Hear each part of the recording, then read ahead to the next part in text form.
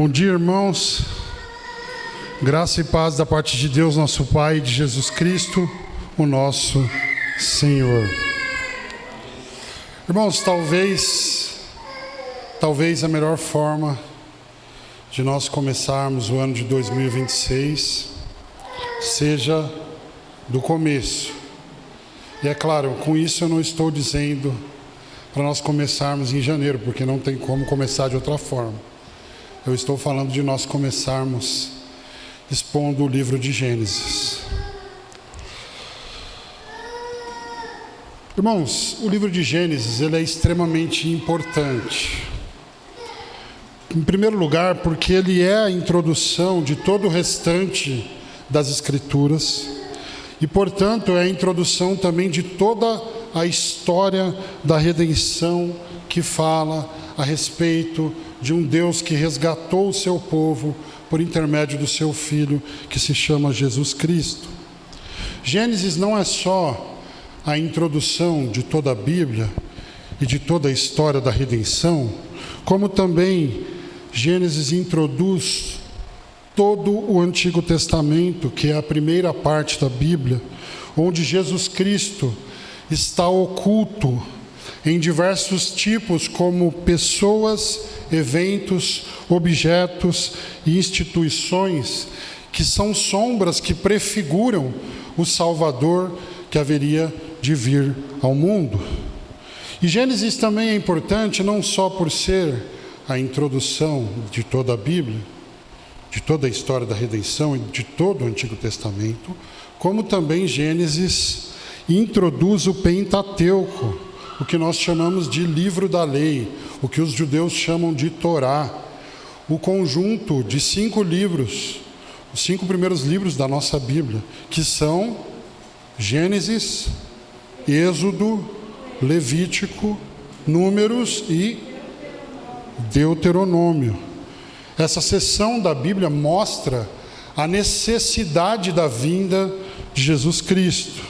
Então, se nós quisermos resumir a importância do livro de Gênesis, nós diríamos que o livro de Gênesis é o grande prólogo, é a grande introdução das Escrituras, da história da redenção, do Antigo Testamento e de todo o Pentateuco.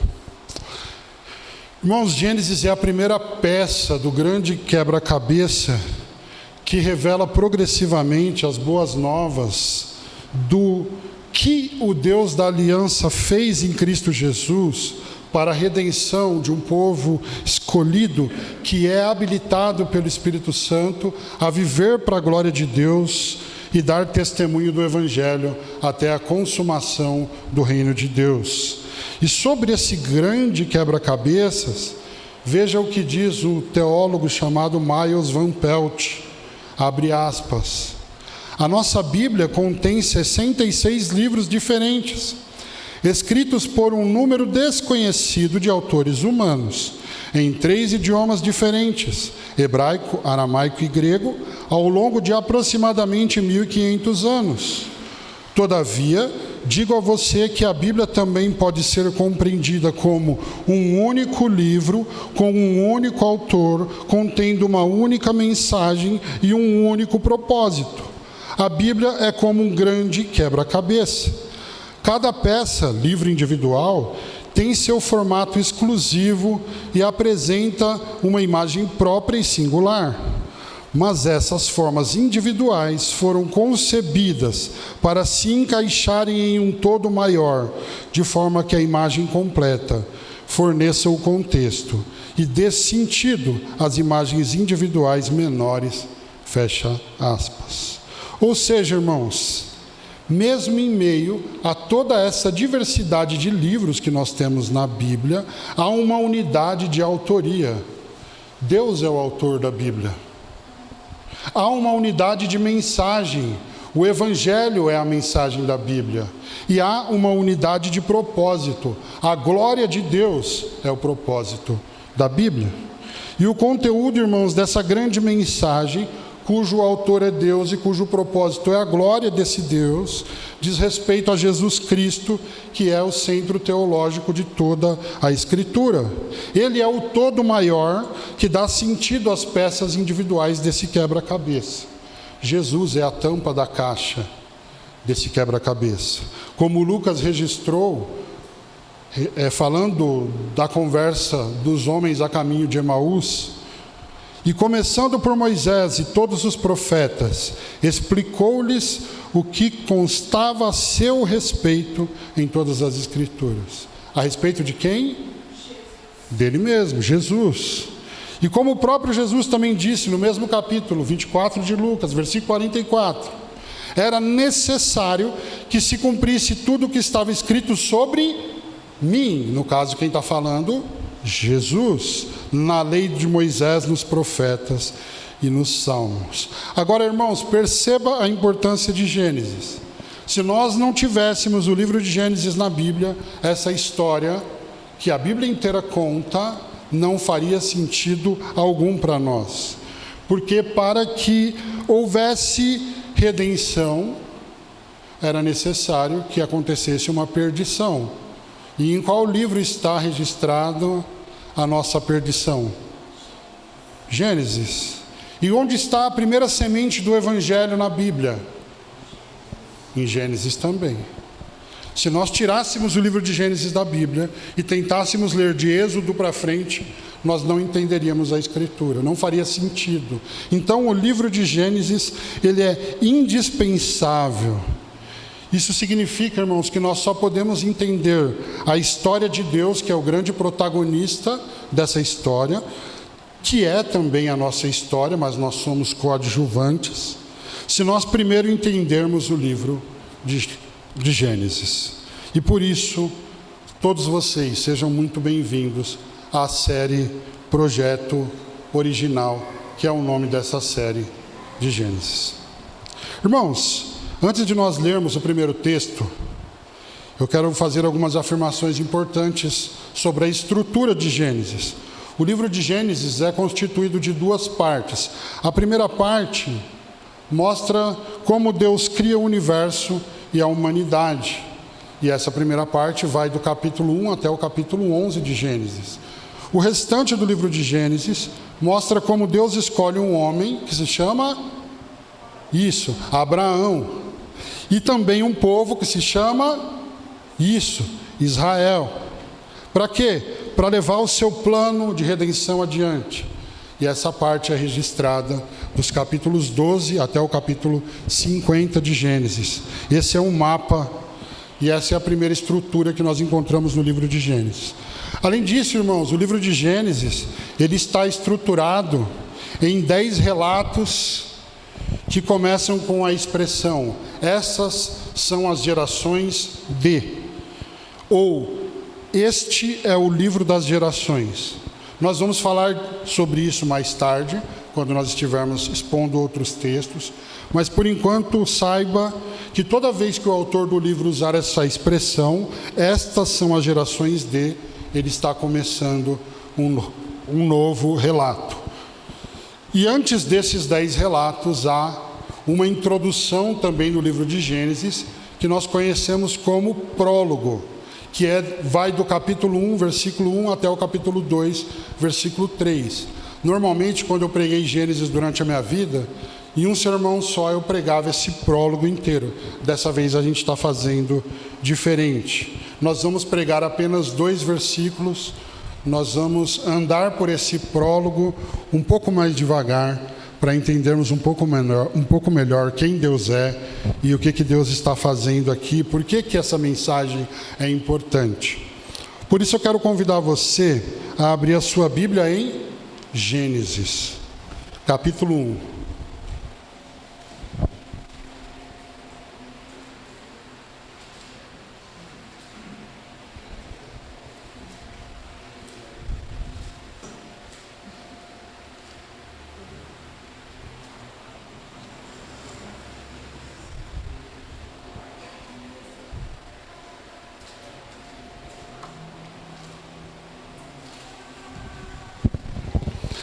Gênesis capítulo 1, e nós vamos ler os 2 primeiros versículos. Diz assim a palavra do Senhor: No princípio, Deus criou os céus e a terra. A terra era sem forma e vazia, e havia trevas sobre a face do abismo, mas o Espírito de Deus pairava sobre a face das águas. Até aqui. Meus irmãos, depois de ter tirado do Egito pela mão forte do Senhor, ou depois de ser tirado do Egito pela mão forte do Senhor, o povo de Israel peregrinou durante 40 anos no deserto. E antes disso, Israel foi escravo de Faraó e dos egípcios durante 430 anos de opressão e humilhação. E apesar de ter clamado ao Deus de Abraão, de Isaque e Jacó no dia da angústia, Israel já estava há muito tempo em contato com a cultura egípcia. E ao longo do tempo, o que foi acontecendo com Israel? Eles aprenderam a falar como os egípcios, eles aprenderam a andar como os egípcios, eles aprenderam a pensar como os egípcios e também aprenderam até mesmo a servir os deuses egípcios. Agora, imagine Moisés peregrinando com esse povo que, apesar de ser Israel, não conhece exatamente quem é o seu Deus. Eles até se referem a esse Deus como o Deus de Abraão, de Isaque e de Jacó. Mas Israel não conhece exatamente o Senhor.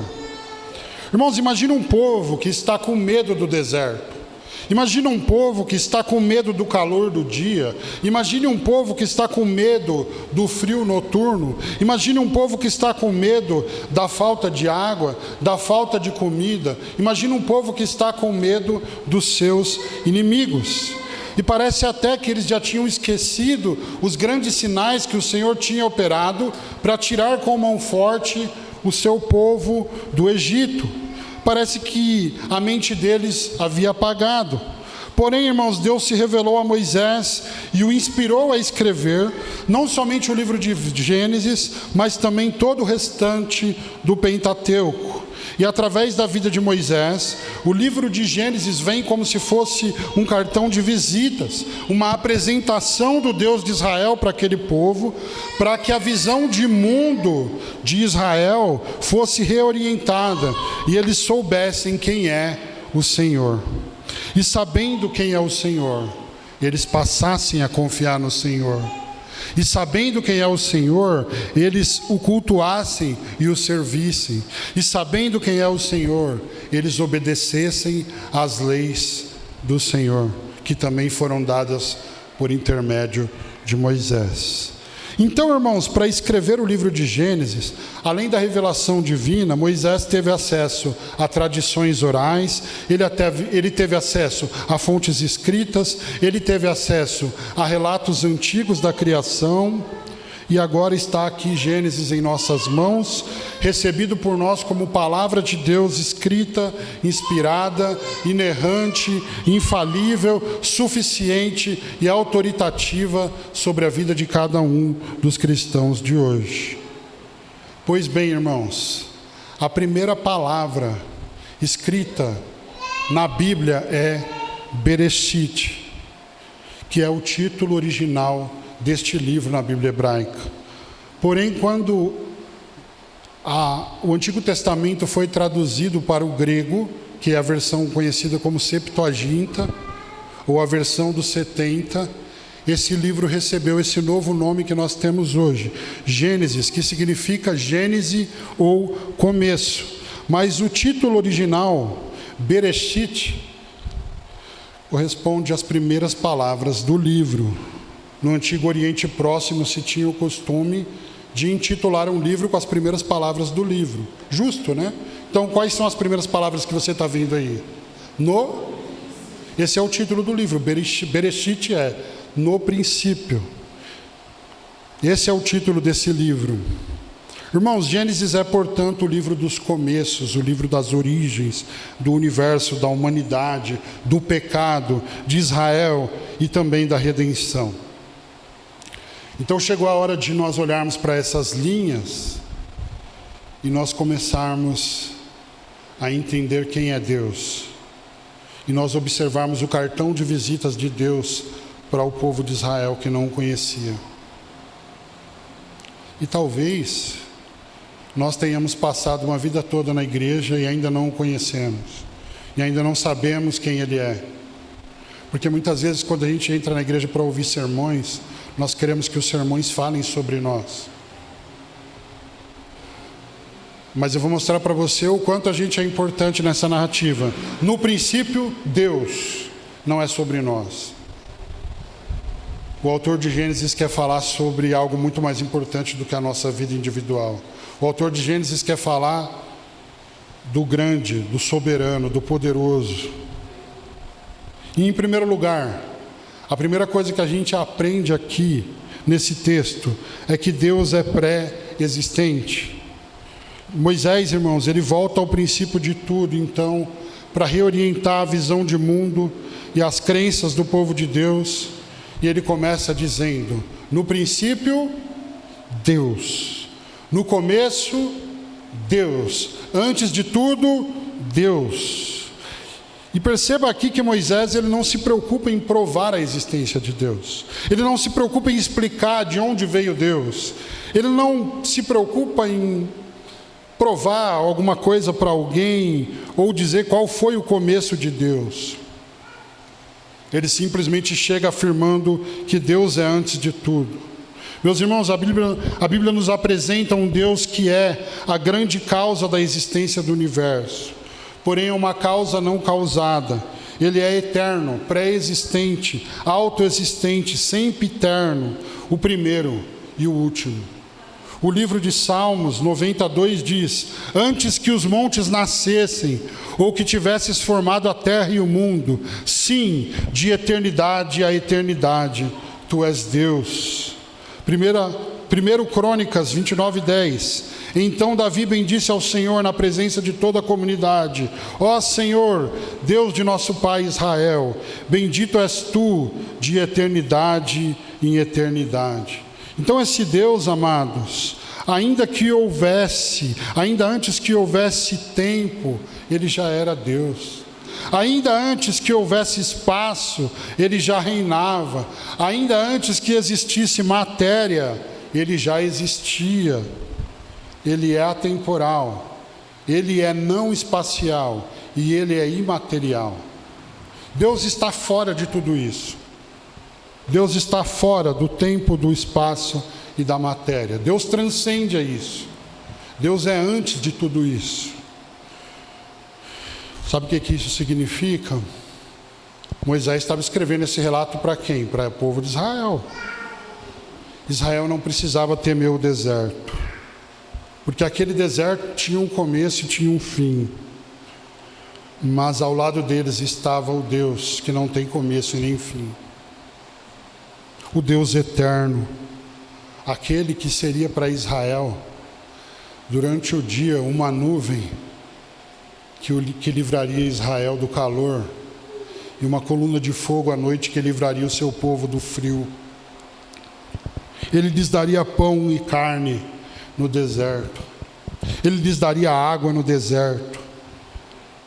Nem mesmo os sapatos do povo hebreu se desgastariam. Ainda antes que houvesse deserto, Ele já era Deus. Então, em primeiro lugar, Deus é pré-existente, Ele sempre existiu. Em segundo lugar, Deus é o grande Criador. Continuando, o primeiro versículo da Bíblia diz: Bereshit Elohim bara, no princípio Deus criou. Então Ele não é somente um Deus pré-existente, como Ele é também um grande Criador, como nós confessamos no credo apostólico. Creio em Deus Pai Todo-Poderoso. O quê? Criador dos céus e da terra. Irmãos, e essa referência aos céus e à terra é a forma como os hebreus se referiam a todo o universo. Portanto, o universo não é eterno. Ele teve um começo. E esse começo não é o nada, mas é a ação poderosa do Deus soberano. Como diz o título do livro do Norman Geisler e do Frank Turek, que diz: não tenho fé suficiente para ser ateu. De fato, a gente precisa empenhar mais fé para acreditar que tudo que existe veio do nada, do que para acreditar que tudo que existe foi criado por um grande ser como nosso Deus, conforme nós cremos. Irmãos, a existência do universo aponta para a existência de Deus. A existência da ordem no universo, de um ajuste fino no universo, aponta para a existência de Deus. A existência de valores morais objetivos aponta para a existência de Deus. Irmãos, esse é o autor da vida. E foi ele que colocou um quadro branco diante de si e fez essa bela obra de arte. Foi ele que estabeleceu cada traço, cada cor, cada tom do universo. Foi ele que estendeu esse grande rolo azul e estampou a sua glória nos céus. Foi esse Deus grande e poderoso. E assim como nós sabemos que Leonardo da Vinci existe por causa das suas obras, tudo que existe diante de nós e diante dos nossos olhos é tão real quanto Deus. As obras de Deus testemunham o seu poder, o seu caráter e a sua bondade.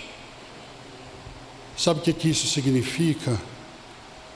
Israel não precisava temer o deserto, porque foi o próprio Deus que criou o universo. Israel não precisava temer o deserto, porque o Deus de Israel tinha criado o deserto. O seu poder é tão grande que ele transformou águas amargas em águas doces, que ele fez sair água da rocha. Por que temer se o Deus de Israel pode fazer brotar fontes de águas no meio do deserto? Israel, por que você está com medo? O teu Deus é grande e poderoso. O teu Deus faz grandes sinais. O teu Deus tem o universo em suas mãos. Ele é pré-existente e Ele é o grande Criador. Terceiro lugar,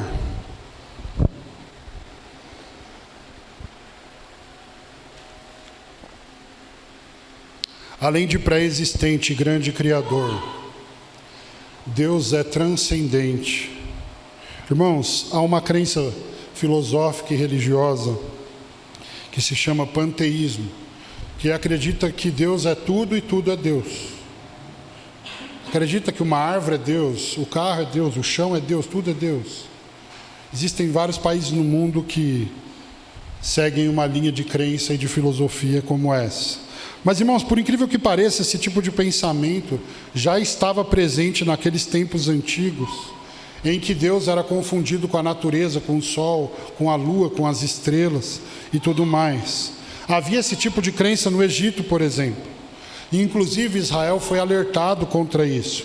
Deuteronômio 4,19. Para não acontecer que, levantando os olhos ao céu, e vendo o sol e as estrelas, todo esse exército do céu, sejais levados a vos inclinardes perante eles, prestando culto a essas coisas que o Senhor, vosso Deus, concedeu igualmente a todos os povos debaixo do céu. Então, naquela época já tinha alerta para não confundir a criação com o Criador, para não confundir a criatura com o Criador. Aliás, é por isso que há um mandamento para que a gente não represente Deus através de nenhuma imagem na terra, porque Deus é superior a qualquer coisa que exista nessa realidade. Ele é incomparável. Meus irmãos, Deus é transcendente. Ele está acima de toda a criação. Ele é elevado, Ele é distinto, Ele é santo, Ele é separado, e ninguém pode alcançar a sua envergadura. Nada e ninguém pode ser comparado ao Senhor. Ele mesmo declara em Isaías 45:5: eu sou o Senhor e não há outro, além de mim não há Deus. 1 Timóteo 6,16 diz: o que possui Ele somente, a imortalidade, e habita em luz inacessível, a quem nenhum dos homens viu nem pode ver, a Ele sejam honra e poder eterno. Amém. Irmãos, os pensamentos de Deus são mais elevados do que os nossos. A sabedoria de Deus é inalcançável à nossa mente. Ninguém conheceu totalmente a mente do Senhor, e ninguém foi o seu conselheiro, e ninguém deu nada ao Senhor que não tivesse recebido dele. Israel não deveria confundir Deus com o sol, com a lua, com as estrelas, porque, segundo a narrativa de Gênesis, foi o próprio Deus, o Deus de Israel, que criou as estrelas, que criou o sol, que criou a lua. Eles não são deuses, eles são criação também. Então tudo que está sendo dito aqui por Moisés é muito importante. Em quarto lugar, vamos recapitular: Deus é pré-existente, Deus é o grande Criador, Deus é transcendente e Deus é imanente. O versículo 2, ele descreve um primeiro estado caótico da realidade, que ainda seria organizado e preenchido por Deus. E esse estado de caos, no hebraico, é uma expressão chamada tohu vabohu, que é a ideia que nós temos como sem forma, vazia. E o texto diz que havia trevas sobre a face do abismo. E aqui nós começamos e entendemos que, apesar de Deus ser transcendente, Ele também é imanente. Ou seja, Ele não é um Deus conforme aquela crença deísta de que Ele criou todas as coisas e foi embora, e largou tudo à sua própria sorte, e não intervém na história e não faz nada.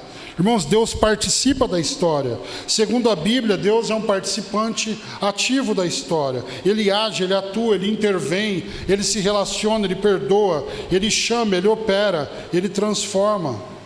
E logo nesse segundo versículo da Bíblia, Deus nos é apresentado assim, porque apesar do estado caótico da terra, do tohu vabohu, do sem forma, do vazia, da terra escura, o texto diz que o Espírito de Deus já voava, sobrevoava sobre a face das águas. Ou seja, irmãos, nós não estamos abandonados neste mundo à nossa própria sorte.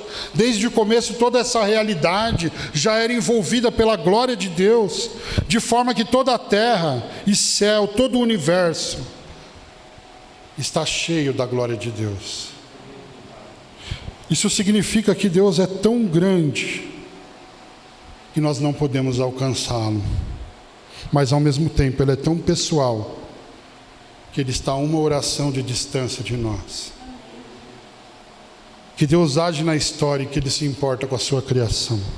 O salmista, Salmo capítulo 8, versículo 4, ele diz: quem é o homem para que te lembres dele, e o filho do homem para que o visites? Meus irmãos, esse Deus é tão grande que a Bíblia diz que Ele chama cada estrela pelo nome. E ainda assim, Ele se importa conosco. Ele se importa comigo. E Ele se importa com você. Às vezes a gente pensa em Deus como uma pessoa ocupada, que tem uma caixa de e-mails tão volumosa, que se nós entrarmos em contato com Ele, nós estaremos incomodando. Não. Ele é transcendente, mas Ele também é imanente. Ele é Pai presente. Ele é Deus conosco. O Deus que criou todo o universo, Ele está disponível para ouvir a sua voz em qualquer momento que você clamar o nome dEle. Você não consegue falar comigo a todo momento, até porque tem um momento que eu estou dormindo, o celular está desligado. Você não consegue falar com o presidente, você não consegue falar com determinados artistas, você nem chega perto, está cheio de segurança em volta. Mas o Deus que criou todas as coisas, Ele não está com os ouvidos tampados para que não possa te ouvir. Ele é transcendente, Ele é alto, Ele está no céu, mas Ele também é Pai nosso, íntimo, acessível e próximo. Não temas, ó Israel, você está no deserto, mas o Senhor está nesse deserto também com você. E quando o Senhor está no meio do nosso deserto, é um deserto 5 estrelas. Você já viu deserto com carne, fonte de água? Vamos para uma última característica de Deus que nos é revelada nesse texto. Quem lembra de todas? Deus é pré-existente, Deus é grande criador, transcendente, imanente. Transcendente, o Deus de longe, imanente, o Deus de perto. E Ele é também o Deus trino, ou o Deus triuno, se você preferir. Ele é um único Deus, mas três pessoas: Pai, Filho e Espírito Santo. Irmãos, na criação, o Pai falou como grande Criador, chamando à existência as coisas que não existiam, como se elas já existissem. E assim o Pai criou todas as coisas pelo poder da sua palavra. Mas onde estava Jesus? O Pai criou sozinho? Não.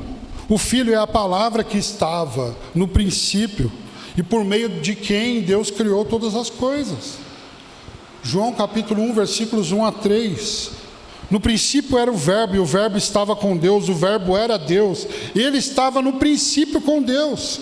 Todas as coisas foram feitas por intermédio dele, e sem ele nada do que foi feito existiria. Então nós temos o Pai falando e criando pela palavra do seu poder. Nós temos o Filho como meio através do qual o Pai cria todas as coisas. E nós temos o Espírito sobrevoando sobre as águas, envolvendo toda a realidade com a glória de Deus. No princípio, Deus. No começo, Deus. Antes de tudo, Deus.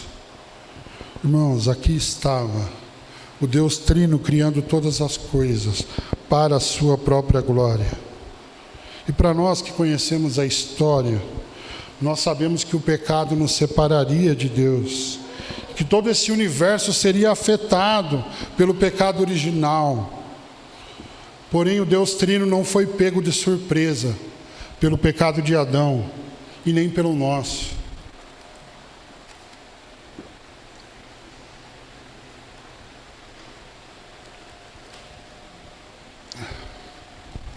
Irmãos, assim como já havia Deus antes que houvesse mundo, também a nossa redenção já estava preparada antes que houvesse mundo. Antes do universo existir, a nossa redenção estava preparada. A redenção do povo de Deus estava preparada ainda antes que houvesse pecado. Porque 1 de Pedro 1, 19 e 20 diz: mas vocês foram resgatados pelo precioso sangue, como de um cordeiro sem defeito e sem mancha, o sangue de Cristo. E aí você está pensando, mas Cristo é um Novo Testamento, não é? Não, lembra que eu falei que ele está oculto no Antigo? Mas vai um pouquinho antes disso, vai antes do texto que nós lemos. E o texto aqui vai dizer, 1 Pedro, olha só, que esse cordeiro é conhecido já antes da fundação do mundo. Sim, ele foi manifestado no fim dos tempos em nosso favor. Irmãos, mas esse cordeiro estava preparado antes de Deus dizer haja luz. Deus nem tinha criado o universo, mas já havia um Redentor para nos resgatar do pecado. Já havia um Redentor para nos livrar da nossa vã maneira de viver. Já havia alguém que nos transportaria do reino das trevas e nos levaria para o reino do seu Filho amado. Irmãos, eu sei que é bonito a gente falar, não, Deus nos amou na cruz. Deus nos amou antes da fundação do mundo. Porque a solução para a nossa perdição já estava pronta antes de nós existirmos. Esse é o tamanho do amor de Deus por nós. E totalmente incondicional. Deus não falou assim, eu vou amar o Léo porque esse rapaz vai ser gente boa. Apesar de ele ser gente boa, mas é pecador, e nós somos pecadores, e todos nós somos. Todos pecaram e precisam da graça de Deus. Apocalipse 13:8 diz que o cordeiro foi morto antes da fundação do mundo. Se você quiser ler em casa depois, está escrito que o cordeiro já estava morto. Por quê? Lembra que eu falei que Deus está fora do tempo? Antes da fundação do mundo, da perspectiva de Deus, o Filho já está sacrificado por nós. E a pergunta é: o que nós fizemos ou faríamos para receber isso? Nada, esse é um ato da graça soberana de Deus. Efésios 1:4 deixa muito claro o que nós fizemos. Nada, olha só. Deus nos elegeu nele antes da fundação do mundo, para sermos santos e irrepreensíveis diante dele em amor. É certo que houve um momento na sua vida em que você creu em Deus, e você se arrependeu dos seus pecados e confiou em Cristo para a salvação. Mas por que isso aconteceu? O livro de Efésios diz: porque o Senhor nos elegeu nele antes da fundação do mundo. Meus irmãos, antes do universo existir, já havia um livro nas mãos de Deus, e nele o nome de cada um dos membros do seu povo.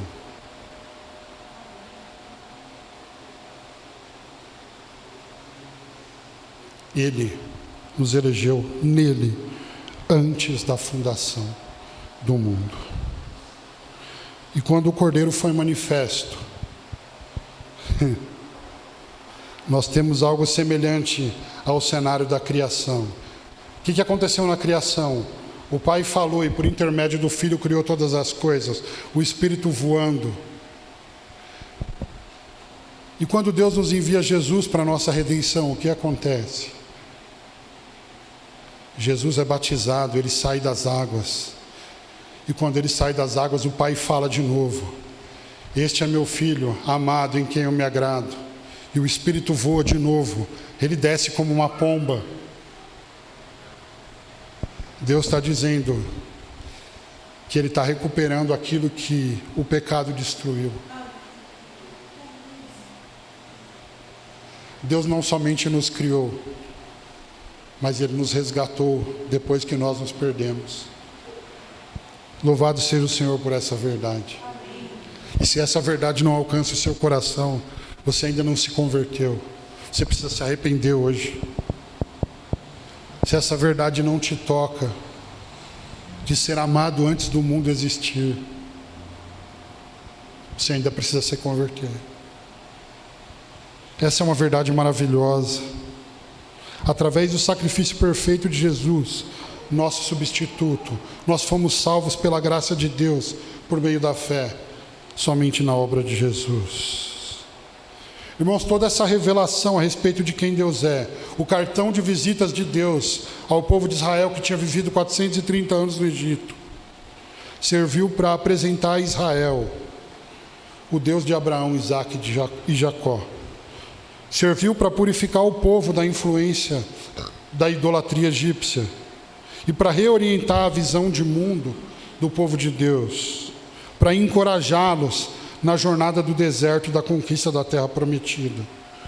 E assim como no caso do povo de Israel, talvez hoje o Egito esteja exercendo uma influência muito grande sobre você. Talvez você pense que saiu do Egito, mas o Egito não saiu de você, porque você ainda vive como se estivesse no Egito. É a mesma coisa que aconteceu com o povo de Israel. Eles saíram do Egito, mas o pessoal ainda está com pensamentos egípcios, práticas egípcias, idolatria egípcia. Mas Romanos 12:2 nos diz: não vos conformeis com este século, não vos conformeis com este mundo, mas sejam transformados pela renovação da vossa mente, para que experimenteis qual seja a boa, agradável e perfeita vontade de Deus. Irmãos, eu creio que hoje também é necessário nós revermos os nossos princípios. E para nós revermos os nossos princípios, nós precisamos voltar no princípio. E o que nós vamos encontrar no princípio? No princípio, Deus. Antes de tudo, Deus. Toda vez que sua vida estiver desorientada e você não souber o que fazer, o que você tem que fazer? Não, você sabe o que você tem que fazer. Volta no princípio. Volta no seu manual de fábrica. Volta naquele que te criou. No princípio, Deus, antes de tudo, Deus. É Ele que põe ordem na nossa vida. É Ele que mostra de novo o sentido, o propósito. Talvez você que ao longo do tempo, diante das tribulações, afastamento dos meios de graça, vai ficando cada vez mais desanimado, sem vontade de buscar o Senhor. E sempre achando que o defeito está em todo mundo, na igreja, em qualquer coisa, menos em você. O Senhor está te chamando hoje, através desse texto, a voltar ao princípio. E encontrá-lo no princípio. Porque se você encontrar Deus no princípio, você vai reencontrar o propósito da sua vida. Que não é ganhar dinheiro, que não é ter prazeres, que não é entretenimento. Um outro grande Deus deste século, o entretenimento. Nós gastamos muito mais tempo com entretenimento do que em conhecer o nosso Deus, do que o que verdadeiramente nos deveria interessar. Isso mostra que nós precisamos realmente voltar no princípio. Antes de tudo, Deus. Quando a vida não fizer sentido, antes de tudo, Deus. Quando ela fizer também, volta lá. Antes de tudo, Deus. Arrependimento é voltar ao princípio e encontrar de novo, antes de tudo, Deus. Nós precisamos conhecer melhor o nosso Deus. Eu creio que nós também precisamos ser purificados das influências idólatras deste mundo, que nos levam a valorizar outras coisas, mais do que o nosso Senhor. Você que já fez planos para a academia, você já fez planos para a sua vida espiritual em 2026? Você que está focado em ter disciplina para fazer qualquer outra coisa este ano, para conquistar qualquer outra coisa neste ano. Qual é o seu plano para a sua vida espiritual em 2026?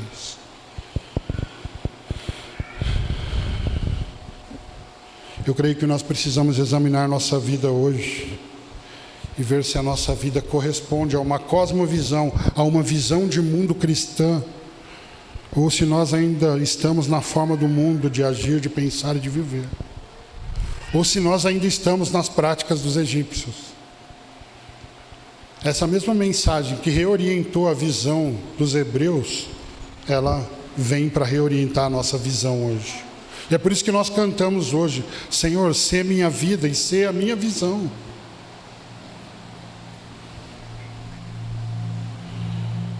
Eu creio que mediante os medos que nós enfrentamos na nossa peregrinação, porque nós estamos no caminho da Canaã celestial, nós também precisamos confiar no Deus que criou os céus e a terra.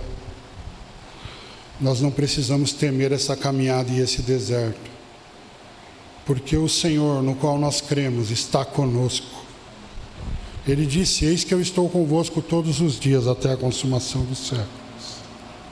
Por isso, acima de tudo, e depois de tudo que nós ouvimos sobre Deus, nós precisamos amá-lo, adorá-lo, reverenciá-lo, servi-lo, obedecê-lo e aprendermos a nos deleitar na sua presença.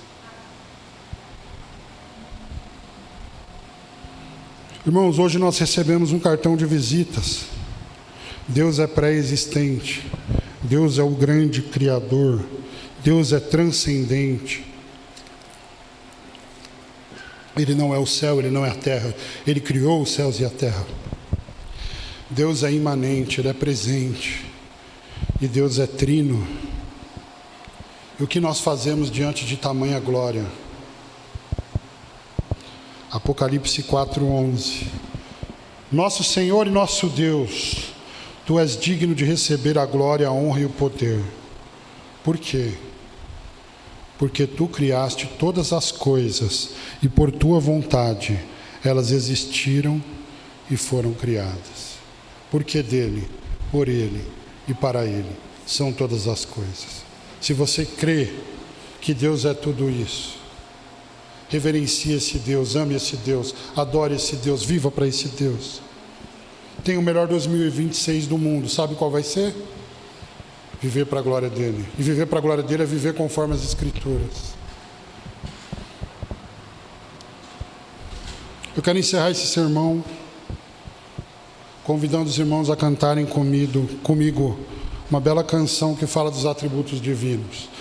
Aliás, ela é a única canção que eu vi até hoje que só tem atributos divinos. E ela foi composta pelo nosso irmão Eliezer. Vocês conhecem essa música? Vocês já ouviram a gente cantar essa música aqui? Quer me ajudar? Então vem. Vamos ver se vocês lembram. Ela é curtinha, ela tem uma linha. Não. Pode vir. Pode vir. A música diz assim. Qual que é o tom? Esse tom? Deus onipotente,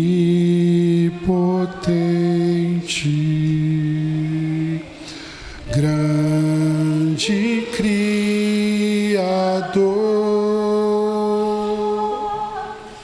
Pai presente, sim, Deus amor, Deus onipotente,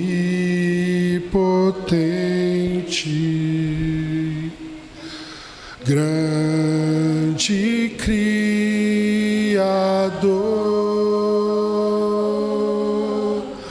Pai presente, sim, Deus amor. Não dá nem para ter ego nessa música, porque só fala de Deus. E louvado seja o Senhor por isso. Glórias ao Senhor, irmãos. Esse é o Deus que nos é revelado no livro de Gênesis. E nós vamos continuar aprendendo sobre ele. Hoje nós abordamos apenas 2 versículos, mas na semana que vem nós veremos como Deus criou todas as coisas pela sua palavra. Louvado seja o Senhor. Pai, obrigado pela tua revelação a nós. Como já foi dito aqui, o Senhor não tinha obrigação nenhuma de revelar-se, mas por graça e por misericórdia, o Senhor se tornou compreensível a nós.